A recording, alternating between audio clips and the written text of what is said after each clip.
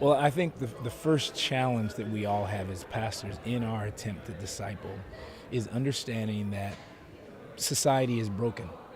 Mm, People's upbringing is not like it used to be. mm, Children have been abandoned. Again, you can put the whole sermon to the whole idea or the concept of discipleship because the orphan spirit and the absence of a father in the life of a child or perhaps a parentless child can very greatly be affected when it comes to the realm of the issues of discipleship. yeah. There's more of a challenge in trying to disciple someone who's never really had a loving father or loving mother present.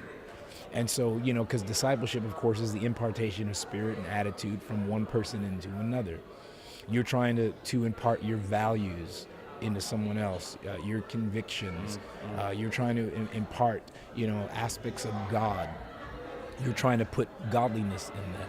You want them to be able to stand on their own 2 feet and to replicate and duplicate what you are. So you've received something from one man. You're trying to transfer that. Simply, we're conduits, and we transfer the investments that have been made in us into the next generation. And I think the challenge is when people don't know how to relate to the one discipling, that becomes an issue. And so it's about having the wisdom to work with broken humanity. God brings people from all kinds of walks of life, and they come Yeah. into the church, they get saved, and they don't understand when someone perhaps gives them an order or an instruction or tells them how something's to be. And so I understand that in discipling oftentimes, our methodology can't be the same for everyone if we're going to reach them.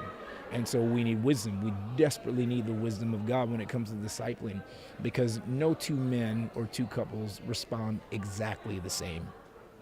And so some people need a little bit more patience. Other people need a little bit more of a firmer hand.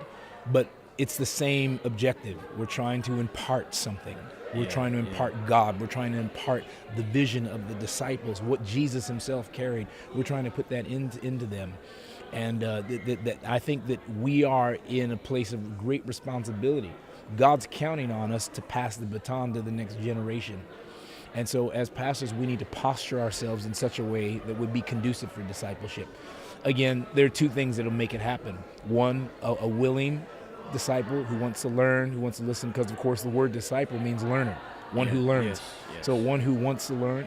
There's a Chinese proverb that says, when the student's ready, the teacher will show up.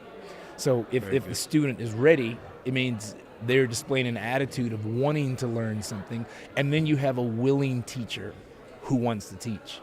The problem is if one of those two ingredients are missing, the process of discipleship is incomplete.